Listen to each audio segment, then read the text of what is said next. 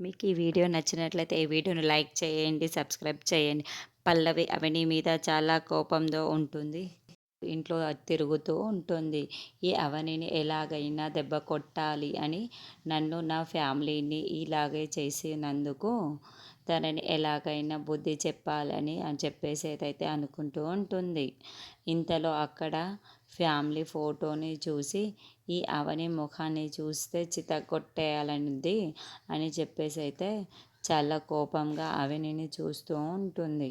ఈ అవనిని చూస్తూ ఉంటే ఒళ్ళు మండిపోతూ ఉంటుంది. దీన్ని ఏదో ఒకటి చెయ్యాలి, ఏదో ఒకటి చేసిన దాన్ని ఏదో ఒకటి చేయదాని ఉండి నేను పెద్ద రాణిలా ఉండాలని అనుకుంటూ ఉంటుంది. అక్కడున్న అవని ఫోటో మండిపోతూ ఉంటుంది.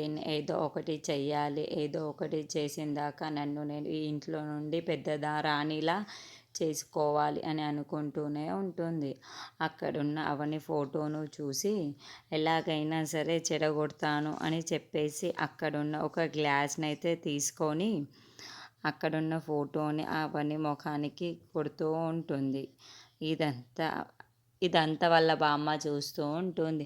ఏంటి ఈ అమ్మాయి ఇలా చేస్తుంది అని చెప్పేసి అయితే ఒక్కసారిగా షాక్ అయిపోతూ ఉంటుంది.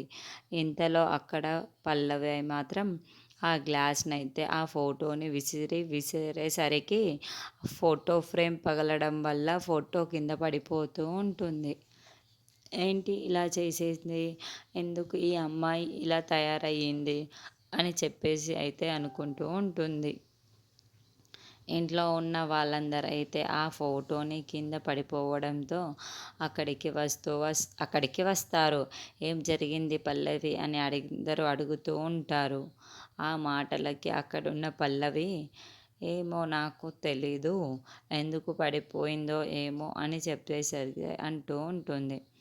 ఆ మాటలు విన్న అవని అయితే ఆ ఫోటోని చూసుకుంటూ చాలా బాధపడుతూ ఉంటుంది. ఏంటి ఫ్యామిలీ ఫోటో కింద పడిపోయింది అని చెప్పేసరైతే చాలా పడుతూ ఉంటుంది.